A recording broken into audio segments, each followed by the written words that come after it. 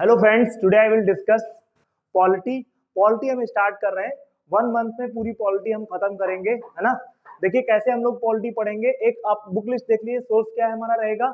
आपके पास दो चीजें रहनी है, एक है बेयर एक्ट, है ना, जो 198 रुपए की लगभग मिल जाएगी, और दूसरी जो है वो एम लक्ष्मीकांत आपको रखनी है रेफरेंस के तौर पे। वो आपको 590 की पड़ेगी। 6 संस्करण लेना है आपको रिसेंट का। फिर अगर बात करें हम पॉलिटी की, तो पॉलिटी में हम 1 मंथ में खत्म करेंगे। 1 मंथ में, विद इन 1 मंथ में 13 मार्च से 13 अप्रैल के बीच में हम पूरा पॉलिटी फिनिश कर रहे होंगे, ठीक है। और रेफरेंस के तौर पे दोनों बुकें आपको लानी ही लानी है पर डे, ठीक है बेटे। अब देखो सर, इसमें हम 1500 एमसीक्यूज जो होंगे उनको भी हम लोग सॉल्व करते होंगे, ठीक है। अब हम लोग देखेंगे पॉलिटी का पहला टॉपिक। शुरुआत हम यहां से करेंगे पॉलिटी में। कॉन्स्टिट्यूशन टर्म्स हम देखेंगे, जो मोस्ट इंपॉर्टेंट आपकी क्या है शब्दावलियां हैं जो पॉलिटी में इंपॉर्टेंट होती हैं, उनको हम आज देखेंगे, ठीक है। तो इसके अंतर्गत देखें, व्हाट इज स्टेट, राज्य क्या है। क्वेश्चन पूछा जाता है एग्जाम में कि स्टेट क्या है, राज्य क्या है।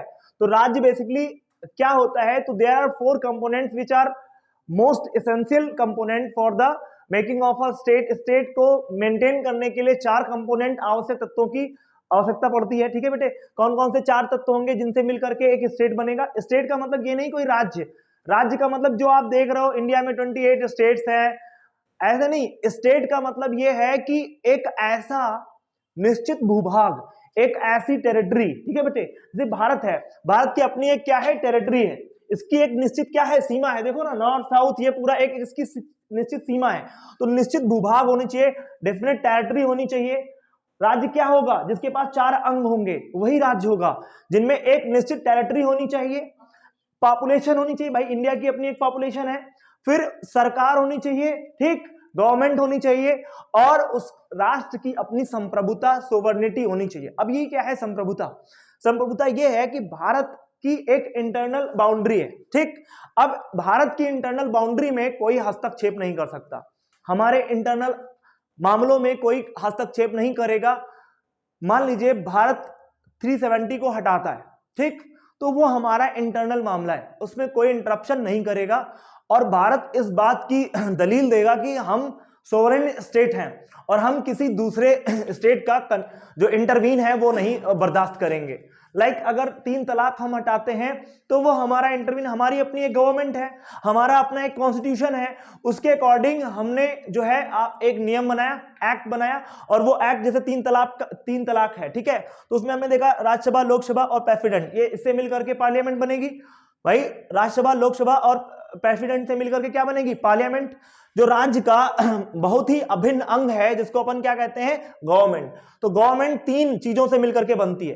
पहली बात तो गवर्नमेंट होती क्या है, अगर क्वेश्चन ये पूछ ले तो गवर्नमेंट सरकार राज्य को भौतिक रूप से प्रकट करने वाली एक इकाई है। तो गवर्नमेंट क्या है, जो गवर्नमेंट होती है वो राज्य को भौतिक रूप से यानी फिजिकल, जैसे आपने कहा फिजिकल रूप से रिप्रेजेंट करने वाली एक यूनिट होती है, वो क्या होता है, सरकार होती है।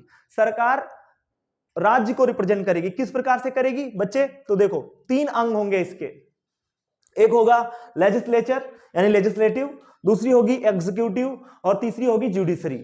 ये सरकार के 3 अभिन्न अंग होंगे, ठीक है। इसमें हम देखेंगे लेजिस्लेटिव, जो हमारा विधायिका है वो क्या करेगी बच्चे, वो विधि को बनाएगी, कानून को बनाएगी, विधि को निर्माण करेगी, है ना। विधि का निर्माण होगा, उसको विधि को लागू करना वो काम करेगी विधायिका। विधायिका क्या करेगी, उस कानून को क्या करेगी, लागू करेगी, इंप्लीमेंट करेगी, और क्या करेगी, नीति पॉलिसीज को बनाएगी और उनको नीतिगत उनका निर्माण करेगी। ये कौन करेगा, एग्जीक्यूटिव करेगा।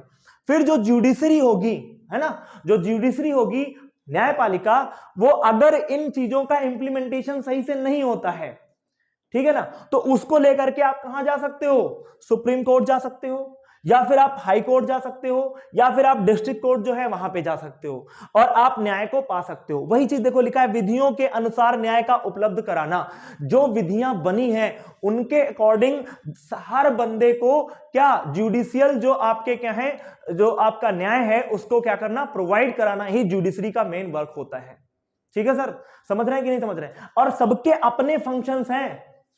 अगर ये ज्यादा जो है एक्टिव हो जाता है, तो इसके नियम यानी जो आपके विधियां हैं अगर ये बनाने लगे तो ये हम कहेंगे कि ये क्या हो रहा है, ब्रीच हो रहे हैं, एक दूसरे के नियम जो बने हुए हैं उनके आप क्या रहे लॉज को ब्रीच कर रहे हो, वो अलग बात। अभी यहां पर देखेंगे विधि राज्य के प्रकृति के अनुसार होनी चाहिए। India is a versatile country sir, as we know, हम जानते हैं कि इंडिया में वर्सटाइल कंट्री है, वेरियस टाइप के लोग रहते हैं, शेड्यूल ट्राइब भी रहते हैं, शेड्यूल कास्ट भी रहते हैं, तो सबको ले करके चलने वाला नियम कानून बनना चाहिए।